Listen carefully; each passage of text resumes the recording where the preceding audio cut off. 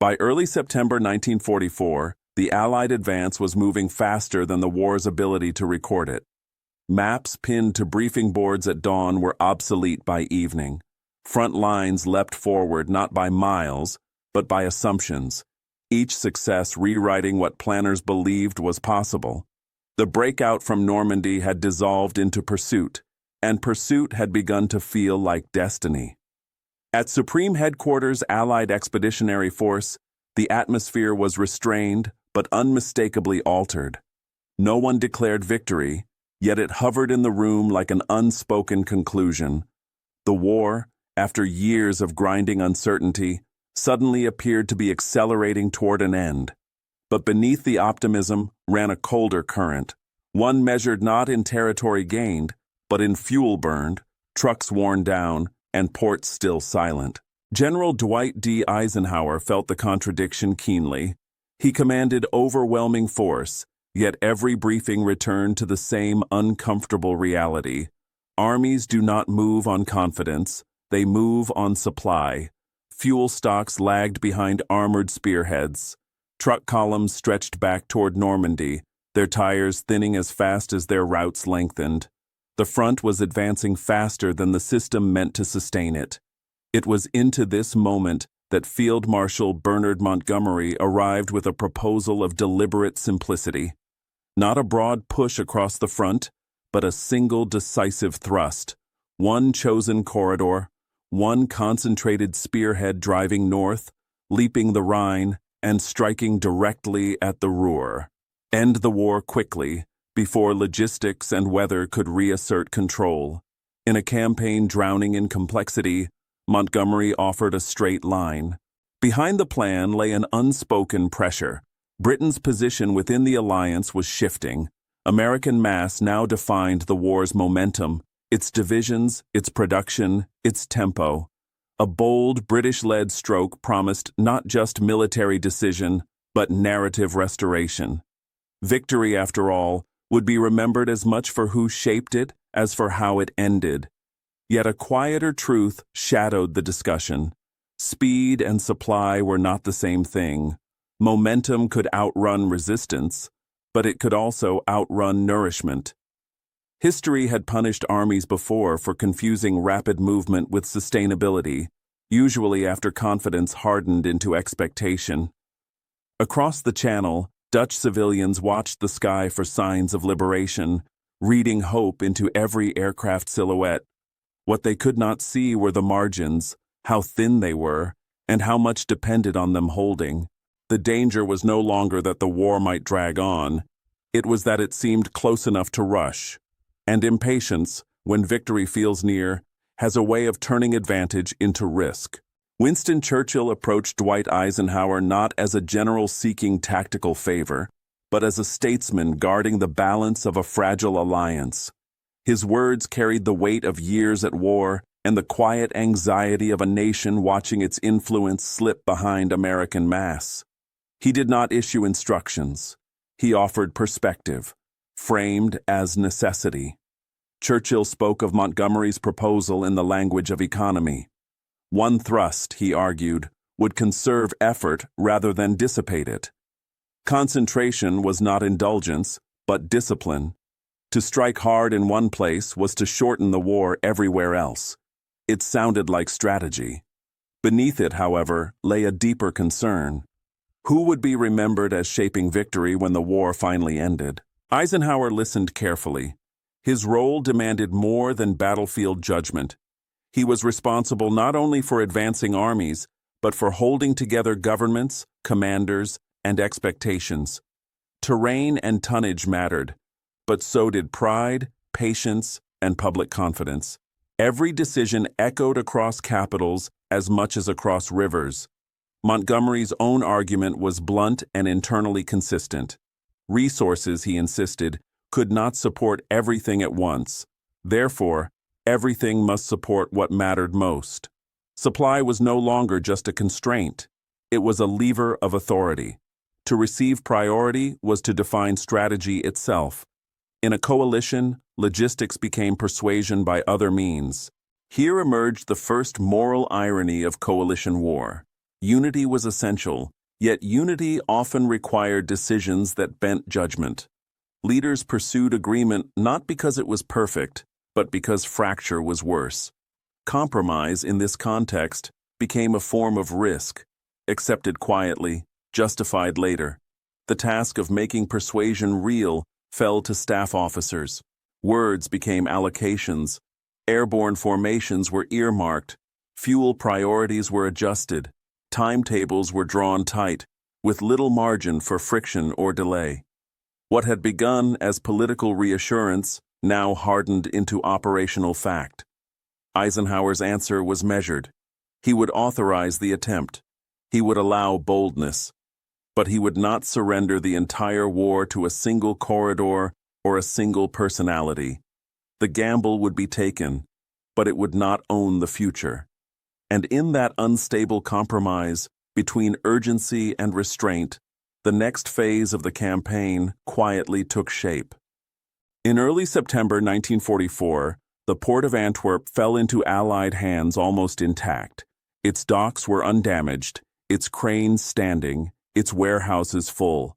On paper, it was the answer to every logistical anxiety that had shadowed the advance from Normandy. Antwerp was one of Europe's great ports, close to the front, deep enough for ocean shipping, capable of feeding entire armies. For a brief moment, it appeared that the war had solved one of its hardest problems by chance. Then the condition emerged. The port existed, but access to it did not. The Scheldt estuary, the narrow waterway connecting Antwerp to the North Sea, remained firmly in German hands. Coastal batteries, fortified islands, and flooded lowlands turned the approach into a controlled choke point. Ships could not enter, supplies could not flow. Antwerp was a prize that could be captured in a day and remain unusable for months. Eisenhower saw the implication immediately. Ports were not rewards for success, they were prerequisites for sustaining it. Without Antwerp, the Allied supply line would continue to stretch back to Normandy, growing thinner with every mile gained. Momentum, however exhilarating, could not replace tonnage unloaded at a quay. Montgomery saw the moment differently. He argued that momentum itself could become the substitute. If the war could be ended quickly, before supply constraints hardened into paralysis, then Antwerp's delay would not matter. Speed, in this vision, was not recklessness but economy, a way to outrun the very problems that threatened to slow the advance. Churchill's urgency sharpened as the debate continued. A victory in 1944 carried meaning beyond the battlefield. It would spare Britain another winter of exhaustion, preserve influence, and close the war before decline became visible. The calendar, as much as the map, pressed forward. Here came the second revelation. An army could seize a port in a single day and still starve for an entire season. Infrastructure did not yield to optimism. Geography did not negotiate with plans. What looked decisive from headquarters could dissolve into delay at sea level. Along the Dutch roads that would soon define the campaign, civilians heard rumors of liberation and then the return of gunfire. Hope became cautious. Caution turned into fear. The war was moving toward them again, shaped by decisions made far beyond their towns. Out of this tension emerged a seductive idea: reach the Rhine before logistics could reclaim control. It was a race not just against the enemy, but against reality itself. Montgomery presented his concept with deliberate clarity. There would be no diffusion of effort, no slow, grinding advance along a wide front. Supplies would be concentrated, armor unleashed, and the line driven forward in one continuous motion. Cross the Rhine, break into the Ruhr, strike at the industrial heart of Germany, and force the war to end by decision rather than attrition. It was a plan stripped of ornament, appealing precisely because it reduced a complex campaign to a single decisive line. Recent success gave the idea momentum of its own. German forces were retreating across France and Belgium with a speed that felt like collapse. Towns were liberated faster than they could be garrisoned. Resistance appeared disorganized, scattered, exhausted. If the enemy was falling back everywhere, then it followed, logically, dangerously, that the enemy must be near exhaustion. What had once seemed bold now began to sound inevitable. Churchill's encouragement added weight beyond the battlefield. In his framing, boldness was no longer a gamble, but a responsibility. To hesitate when victory seemed possible was to risk prolonging the war unnecessarily. The language of decision blended seamlessly with the language of duty. Strategy acquired moral urgency, and urgency narrowed the space for doubt. Eisenhower remained unconvinced by simplicity alone. His own logic was shaped by coalition realities. A broad-front advance, he believed, denied the enemy the chance to concentrate and kept all Allied armies moving, engaged, and invested. It was not elegant, but it was resilient. Betting everything on a single corridor meant accepting that failure there would echo everywhere else. Here, the psychological shift quietly took hold. Success has a way of turning preference into principle. What commanders favor becomes what they defend. What they defend becomes what they assume must be right. Over time, assumptions harden into blind spots, especially when reinforced by recent victory.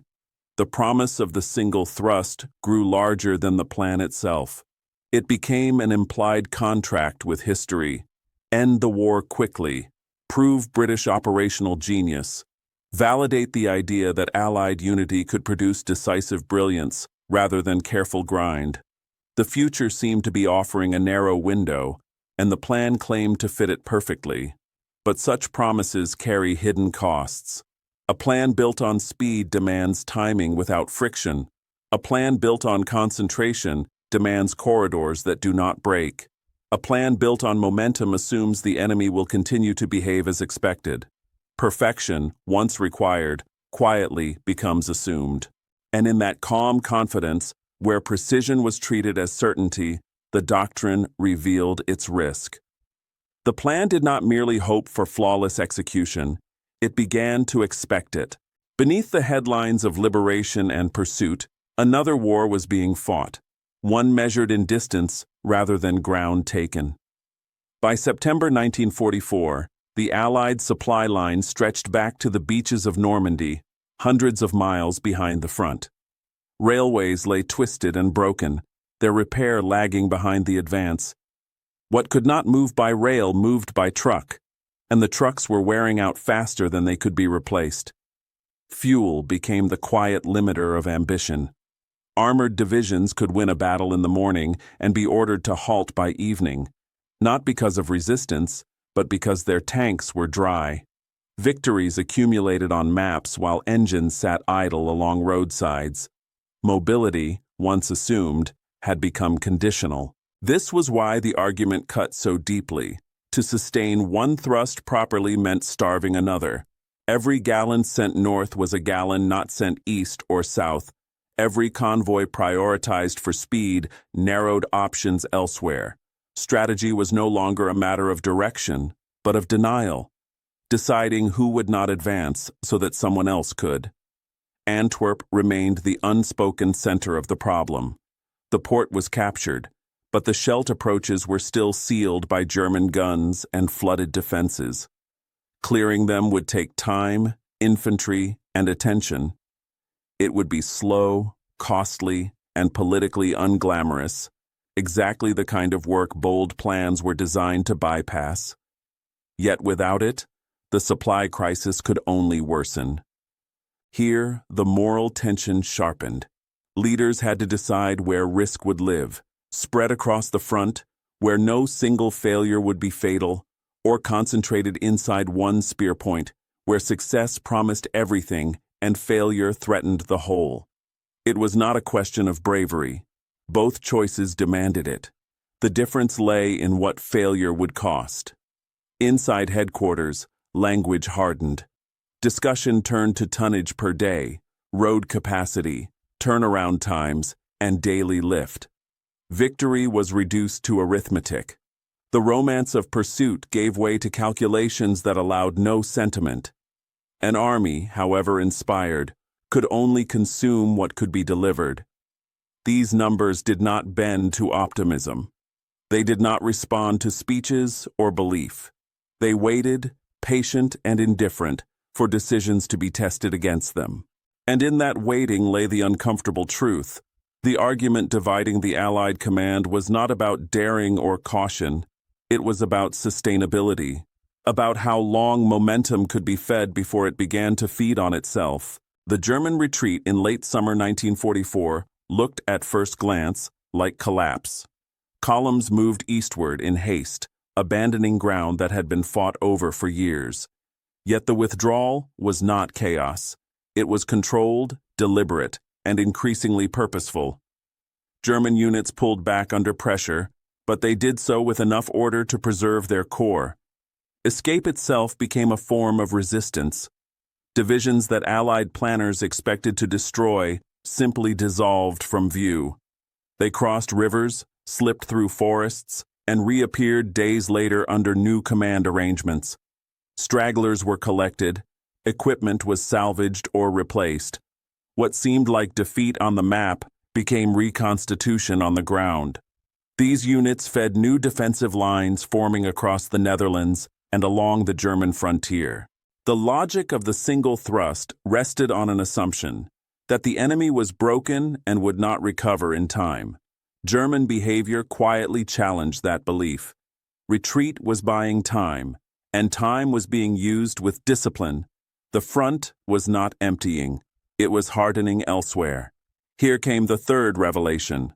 Allied momentum was real, and it mattered. But German resilience was real as well, and resilience, when combined with terrain and delay, could be enough. The enemy did not need to win battles everywhere. He only needed to avoid collapse. Churchill's urgency now met a different rhythm. Political calendars demanded speed, but German formations did not obey political deadlines. Panzer units refitted when they could. Infantry stiffened defenses where geography favored them. War moved at the pace of recovery, not rhetoric. In this context, Eisenhower's caution began to look less like hesitation and more like insurance. A suddenly stiffening front punished overextension. To push too far, too fast, was to invite resistance to concentrate where it mattered most. Broad pressure limited German choice, narrow thrusts simplified it. Signals from the battlefield grew clearer with each passing day. Enemy resistance was uneven, but it was no longer dissolving. Contact battles grew sharper. Counterattacks appeared where pursuit had been expected. The war was changing character again. The irony settled quietly. As Allied commanders debated how to end the war quickly, Germany was being granted the time it needed to recover coherence. The arguments meant to accelerate victory were, unintentionally, slowing it. Belief had carried the advance this far. What followed would test whether belief could survive contact with an enemy who refused to behave as expected. Operation Market Garden was conceived not as a battle, but as a machine. Its parts were precise, its timing unforgiving. Airborne forces would descend ahead of the advance, seize key bridges, and hold them intact. Armored columns would follow a single narrow road north, passing through each captured crossing in sequence until they reached the Rhine. If every component moved on time, the machine would deliver a breakthrough where attrition had failed. The operation was presented as the ideal expression of modern war. Shock and speed would replace mass. Vertical envelopment would leap over defenses that ground forces would otherwise have to fight through. Aircraft, paratroopers, tanks, and trucks would fuse into a single motion, compressing weeks of fighting into days. It was innovation offered as efficiency. Eisenhower approved the plan with measured intent. He granted Montgomery priority in airborne assets, an extraordinary concentration of force, while limiting the broader commitment. If the operation succeeded, it might secure a Rhine bridgehead and validate the gamble. If it failed, the damage, in theory, would remain contained. The plan rested on sequence. Eindhoven first, then Nijmegen, then Arnhem. Each bridge was a locked gate, and each had to open on schedule. Delay at any point threatened everything behind it. On paper, the distances were manageable. In reality, the timetable allowed no friction, no blown culverts, no stalled vehicles, no unexpected resistance. Here lay the crucial vulnerability. The entire operation depended on a single corridor. One road would carry armor, fuel, ammunition, engineers, medical units, and command traffic. There was no alternate route. Every delay, no matter how small, would not merely slow the advance, it would create a battlefield of its own.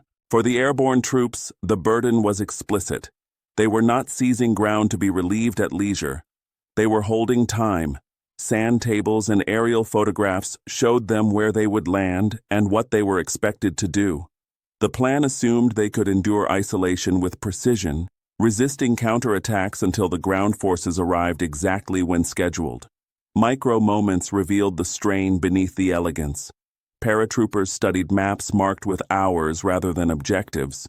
Briefings spoke less about if relief would arrive and more about when. Courage was assumed, delay was not. Once committed, there would be no recalculation. Aircraft schedules could not be rewritten. Drop zones could not be moved.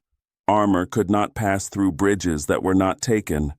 Innovation at this scale became obligation. The promise was extraordinary. So was the risk. And as the final preparations were made, the operation quietly crossed a threshold, where success depended not on adaptation, but on time behaving exactly as planned. As the plan took final shape, intelligence reports began to intrude on its elegance. Reconnaissance suggested the presence of German armored elements near Arnhem, units that should not have been there, at least according to the prevailing narrative of collapse. Planners debated their meaning. Were these scattered remnants, short of fuel and cohesion? Or were they intact formations regrouping in precisely the wrong place? The question was acknowledged, discussed, and then quietly softened. Confidence exerted its own gravity. The plan was already approved, the assets already allocated, the timetable already set. In that environment, caution did not disappear, it was reclassified. Warnings were framed as obstacles to be managed rather than signals to reconsider. Intelligence that contradicted momentum was absorbed, interpreted, and reduced until it fit the plan. Weather, too, entered the calculations with deceptive calm. Forecasts promised windows of opportunity, not certainty. Airborne operations required precision skies, clear enough for drops, stable enough for resupply. Yet planning treated weather as a variable that would cooperate, not one that might impose its own sequence. The margin for delay was acknowledged, but only in theory. Drop zones revealed how assumptions translated into risk. To avoid anti-aircraft fire and difficult terrain, airborne forces would land miles from their objectives. On maps, the distances seemed acceptable. On foot, under pressure, they would stretch time and strength. What was gained in safety during descent would soon be paid for on the ground. Radios and coordination were treated as technical details. On paper, frequencies aligned, units synchronized, and command relationships clarified. In practice, friction intruded. Terrain blocked signals. Equipment failed. Messages arrived late or not at all. The system required seamless communication, but war provided only fragments. Here, the deeper reveal emerged. Market Garden was not a single operation. It was many operations. Airborne drops, ground advances, river crossings, resupply efforts, all required to behave as if they were one. Success depended not just on bravery or speed, but on harmony across space, weather, and time. On the ground, Dutch civilians and resistance members watched Allied preparations with growing unease. They passed along warnings about German movement, listened to distant engines, and sensed a return of danger. Their observations filtered upward, but they carried less weight than the momentum already committed. The plan moved forward as if background noise could not become signal. The structure remained beautiful. The logic still held, so long as assumptions continued to behave. But beneath the surface, the margins were thinning. Elegance, the planners would soon learn, was not the same as robustness. On the afternoon of 17th of September 1944, the sky over the Netherlands filled with motion. Long columns of transport aircraft crossed the horizon, engines steady, formations precise. Parachutes blossomed in sequence, white and round against the blue. Gliders followed, silent and heavy, settling into fields and meadows. It was daylight warfare at its most deliberate, a spectacle designed to announce inevitability as much as intent. Initial reports were encouraging. Drop zones were secured. Bridges near Eindhoven were taken largely intact. Resistance appeared scattered, unprepared for the scale of the assault. From headquarters, the operation seemed to be unfolding as designed. The most dangerous moment passed quickly, and with it came a subtle shift in tone. The plan no longer felt fragile. It began to feel proven. On the ground, however, a different reality emerged. XXXX Corps pushed north along the single highway that defined the operation and immediately encountered the road's cruelty. Traffic thickened. Vehicles slowed. A disabled truck could halt miles of movement behind it. The corridor narrowed, not just physically, but operationally. Progress became measured in yards, not speed. German reaction sharpened with each hour. What began as scattered resistance turned into deliberate ambushes. Roadside positions targeted the column's weak points, bridges, intersections, choke points where armor and supply could not maneuver. Improvised defenses hardened quickly, fed by units that had not retreated as far as expected. For the airborne forces furthest north, time became the enemy. At Arnhem, paratroopers secured what ground they could and waited. Their task was no longer advance, but endurance. Relief was not measured in bravery or determination, but in minutes and hours. Every delay to the south translated directly into isolation at the far end. Here, the operation's central truth emerged.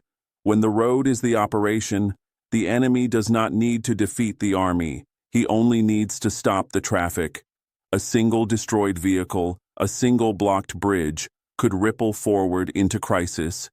The corridor itself became a battlefield, contested at every bend. As daylight faded, the shape of the struggle became clearer. The spectacle had been real, the courage undeniable, but the structure was brittle. At Arnhem's edge, where the plan's promise was greatest, its vulnerability was most exposed. The sky had opened as planned. The question now was whether the ground would keep faith with it. At Nijmegen, the battle stopped being about ground and became a crisis of time. Every hour spent south of the river was an hour stolen from the men holding out at Arnhem.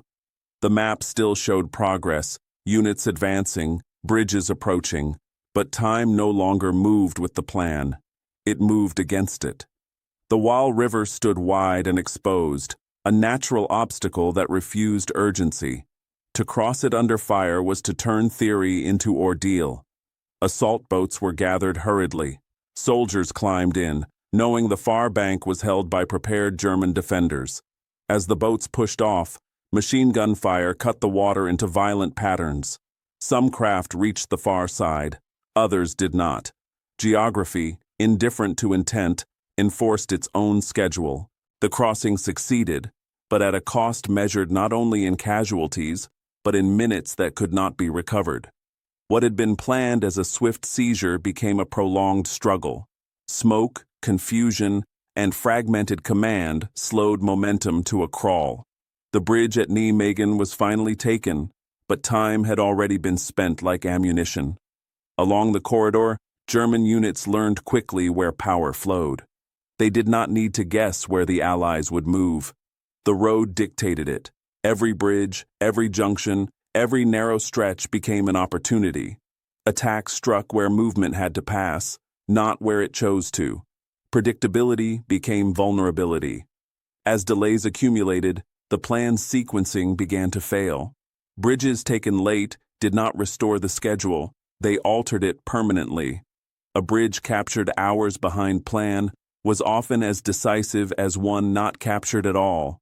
Relief forces moved forward, but the gap they were trying to close remained stubbornly constant. Here, the war revealed itself in micro-moments. Soldiers waited in columns behind disabled vehicles, engines idling, unable to advance or withdraw. Wreckage blocked the road, turning progress into a queue. Somewhere ahead, paratroopers were surrounded. Somewhere behind, supplies stacked up uselessly.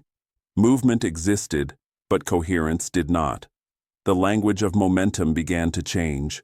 Staff officers spoke less about objectives and more about clearance. Every pause required explanation. Every delay had consequences that multiplied forward. The corridor still functioned, but it no longer flowed. This was the turning point that was easy to miss. The operation did not collapse first at Arnhem. It began collapsing wherever delay became normal, where waiting replaced advance, where time stopped being an ally and became an adversary. At Arnhem, the defenders still held. Their resistance remained intact, disciplined, courageous. What failed them was not resolve, but arithmetic. The clock was consuming them minute by minute, while relief advanced mile by mile. By the time Nijmegen was secured, the corridor was still alive, but it was already compromised. Progress continued, yet it could no longer catch up to itself. The machine was moving, but its timing was broken. And once timing failed, the outcome became a matter not of effort, but of inevitability. At Arnhem, the operation narrowed to its most human scale. Small groups of airborne troops reached the bridge and held what they could: rooms, stairwells, street corners measured in yards rather than miles. Courage compressed itself into a few city blocks. The objective that had once filled maps now existed as fragments of ground defended by men who understood that relief was no longer a certainty, but a hope. German reaction hardened quickly. Armor and infantry closed in from multiple directions, sealing routes that had never truly been open. What had begun as isolation turned into encirclement. Fire came from buildings, from gardens, from directions the defenders could no longer fully track.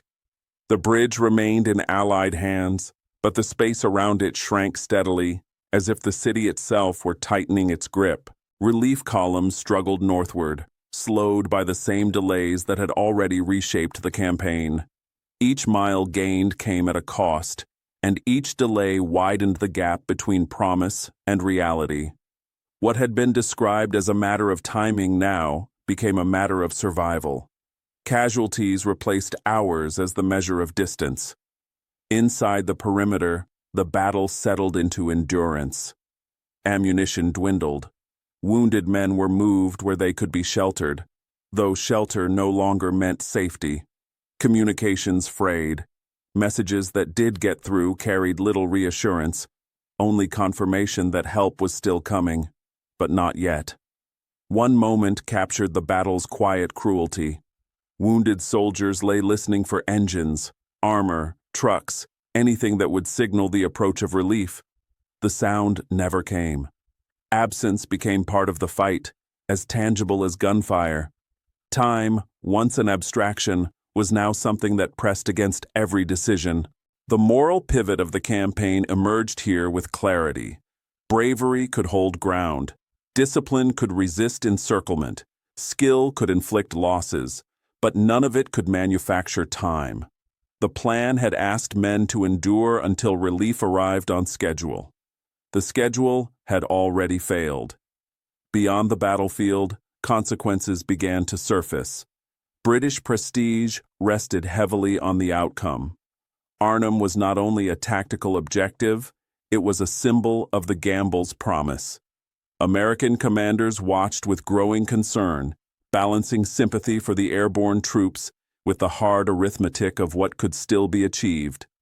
The unity Churchill had worked to preserve now carried strain that could not be concealed. German pressure continued to tighten. Tanks moved closer. Infantry closed the gaps. Fire became heavier, more deliberate. Positions that could no longer be held were abandoned. Others were defended until ammunition ran out. The bridge remained contested, but the idea of exploitation, the original purpose of holding it, had faded entirely. At higher headquarters, the verdict formed quietly. The far bridge was not going to be secured in time. Relief could not arrive before the defenders were overwhelmed. What had been conceived as a decisive leap over Germany's defenses now faced a different decision, whether to continue a gamble that could no longer pay out. Withdrawal replaced advance in the language of orders. Evacuation plans were discussed with care, knowing they would come too late for many. The campaign that had promised speed now demanded patience of a different kind, the patience to accept loss without fracture. As night fell over Arnhem, the meaning of distance became unmistakable. It was no longer measured in miles, but in minutes that could not be recovered. The bridge stood, but it stood alone. And with that realization, the operation passed its point of return. The gamble had been decided, not by lack of courage, but by the simple fact that time had chosen a different side. Market Garden did not end with a single order or a dramatic reversal. It ended as an admission. Evacuations were organized under fire. Rear guards held long enough for others to withdraw. Prisoners were counted. Objectives were quietly renamed after they were lost, their original purposes fading into careful phrasing.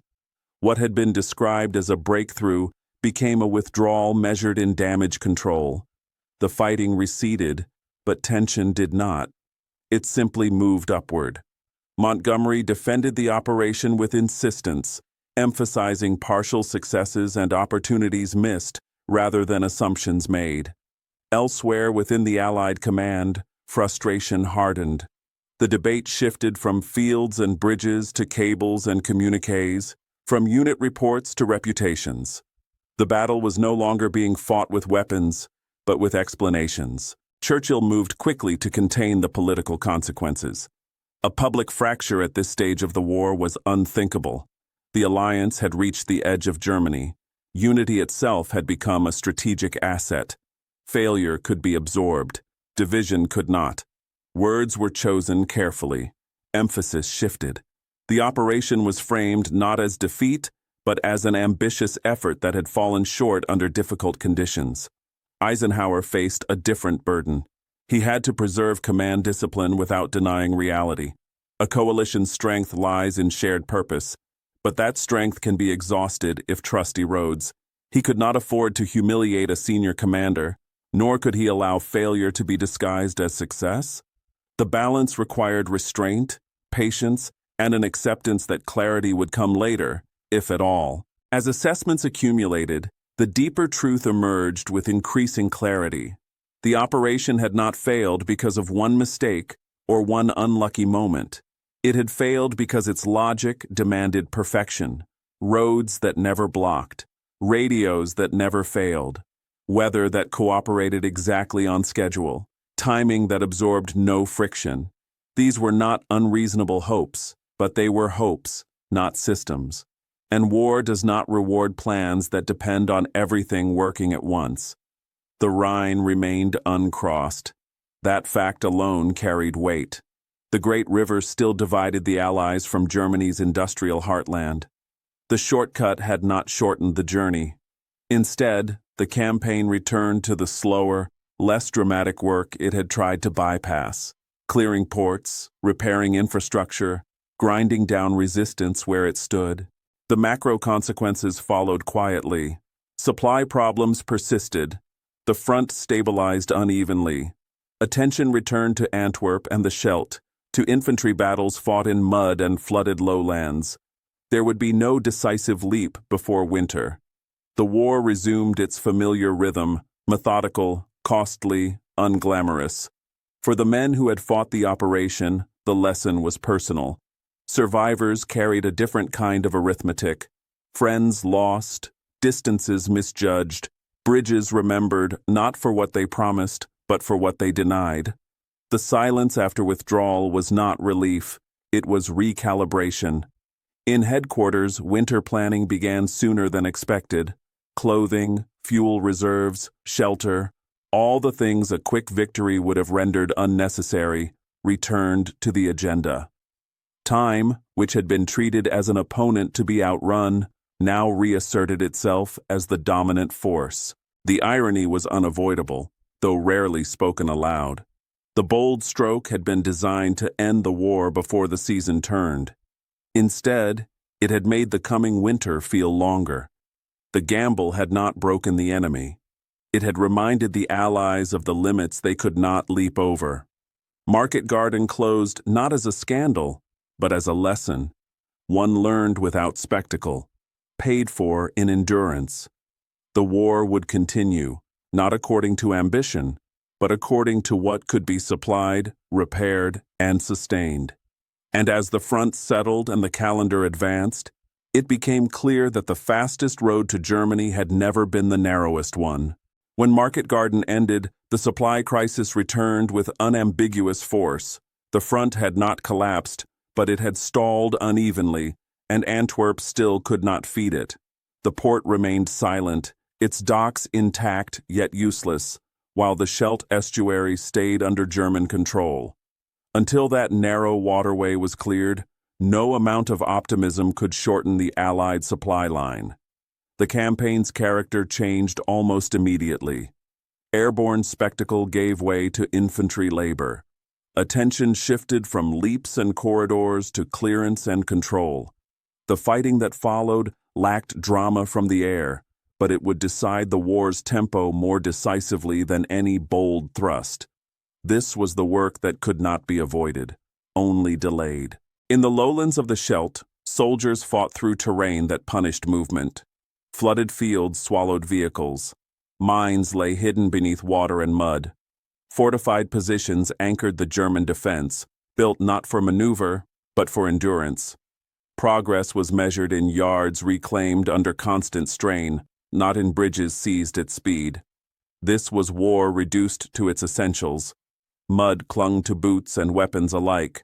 Artillery reshaped the land without clarifying it. Engineers labored to clear obstacles that could not be bypassed. There were no shortcuts here, only sequences that had to be completed in order. The strategic reversal was unmistakable. Victory depended not on innovation, but on ports and clearance operations, the very tasks the gamble had tried to outrun. Supply was not an accessory to success. It was the condition of it. Without Antwerp, the front would continue to consume more than it could receive. Within the coalition, the emotional temperature cooled. The shock of failure faded into reassessment. Leaders returned to what could be sustained rather than what could be imagined. The language of decision softened. Ambition was still present, but it was tempered by recent memory. Churchill's earlier urging took on new meaning. Political urgency could accelerate decisions, but it could not accelerate geography. Rivers still flowed where they flowed. Channels remained narrow until cleared. Winter advanced at its own pace, indifferent to speeches or plans. For the soldiers doing the work, the lesson was immediate and physical. They advanced not toward headlines, but toward functionality. Every cleared mine, every secured, every opened channel brought the war one step closer to coherence. The price was endurance. By the time Antwerp finally began to function, the season had turned. Supplies flowed, but so did cold and rain. The gamble's cost was now paid in weeks and months rather than miles. The sober lessons settled in quietly. The unglamorous tasks, the ones that attract little attention and offer no sudden breakthrough, are often the ones that decide who reaches spring ready to finish the war. There was no single sentence that captured what Winston Churchill told Dwight Eisenhower in the weeks surrounding Market Garden. No private warning, no secret directive. The message was a pattern, repeated in tone and emphasis rather than words. Protect Britain's standing. Seek a decisive stroke. Keep the alliance confident by appearing bold at the moment when victory seemed close enough to touch. Churchill understood coalitions as deeply political organisms. They survived not just on shared goals, but on perception. Momentum had to look purposeful. Leadership had to look visible. For Britain, whose material contribution was now eclipsed by American mass, the optics of command mattered. A decisive British-led operation could rebalance the story of the war without fracturing the alliance that was winning it. Eisenhower's response was not a refusal, but a negotiation with responsibility. His task was not merely to judge plans, but to manage personalities without letting any one of them define the war. He had to allow boldness enough to preserve confidence, while denying it enough freedom to gamble the entire front. This was moral labor rather than tactical calculation, a constant balancing of trust, restraint, and consequence. Montgomery's plan, viewed without the weight of outcome, deserved fairness. Concentration had worked before. A narrow thrust could succeed under the right conditions. A wide enough corridor, a weakened enemy, stable supply, and time held in reserve. The idea itself was not folly. What mattered was context, and context had shifted faster than belief. The deeper reveal lay there. Market Garden did not fail because innovation was misguided. It failed because innovation was asked to replace logistics rather than complement it. Airborne daring could seize bridges, but it could not clear ports. Speed could shorten distance, but it could not compress tonnage. A plan designed to outrun constraints eventually collided with them. Beyond headquarters and cables, the cost settled among civilians. In the Netherlands, liberation stalled. Towns endured displacement, hunger, and reprisals. The promise of quick freedom turned into a prolonged wait through winter. For them, the battle's echo was not strategic. It was daily life reshaped by absence and delay. The psychology of command surfaced quietly in the aftermath. Leaders defend identity before they confront error. Reputation resists revision. In coalition war, these instincts are magnified because personal standing and national standing intertwine. Accountability moves slowly, not from denial, but from the need to preserve unity while absorbing loss. Churchill's message, in the end, was neither reckless nor cynical. It was political realism. He pressed for decisiveness because he feared stagnation. Eisenhower allowed the gamble because he feared fracture. Both were acting within the logic of alliance war. The philosophical weight remains. In coalitions, political needs can sharpen strategy, forcing action where caution might stall. But they can also bend it, narrowing judgment until ambition outruns what the ground can support. The collapse of Market Garden was not sudden, and it was not mysterious. It followed a chain that, in hindsight, appears almost orderly. Supply strain stretched an already fragile system. A single corridor turned movement into vulnerability. German strength near the far objective was underestimated, not because intelligence was absent, but because belief was louder. And time, lost at rivers, roads, and crossings, accumulated until it became decisive. None of these elements alone doomed the operation. Together, they reinforced one another. Delay magnified vulnerability. Vulnerability demanded more supply. Supply could not arrive fast enough. The logic of the plan, once disrupted, had no way to recover. It did not bend. It simply fell behind. Placed side by side, Churchill and Eisenhower embodied the tension at the heart of the campaign. Churchill guarded national stature. He feared a long war that would drain Britain's remaining strength and leave its role diminished at the moment of victory. Eisenhower guarded alliance coherence. He feared fracture more than delay, believing that unity itself was a weapon that could be worn down if misused. Both men acted rationally within their responsibilities. Neither controlled all the variables their decisions unleashed. Montgomery's gamble fit squarely within that context. It was born from opportunity, the enemy in retreat, the front in motion, the calendar pressing. It was inflated by belief, reinforced by recent success and political encouragement, and it was undone by friction and systems that did not care how compelling the logic appeared on paper. Roads blocked, radios failed, weather closed in. The enemy adapted. None of this was extraordinary. All of it was decisive. After the withdrawal, survivors carried a private arithmetic. Friends missing. Bridges remembered not as objectives, but as boundaries between survival and loss. The strange quiet that follows a plan's end settled over units that had been promised speed and delivered endurance instead. For them, the lesson was not abstract, it was personal. The moral irony hardened with time. The operation had sought a quick crossing into Germany, a leap that would spare months of fighting. Instead, it taught the Allies the limits of speed. It reminded them that momentum cannot replace infrastructure, and daring cannot substitute for sustainment. War, however modern its tools, still obeyed old constraints. What Market Garden left behind was not paralysis, but clarity. The Allies adjusted. Ports were cleared. Supply lines shortened. Operations became less theatrical and more reliable. The war resumed its advance, slower but steadier, shaped by what could be delivered day after day, rather than what could be imagined in a single stroke. In that sense, the campaign succeeded as a lesson, even as it failed as an operation.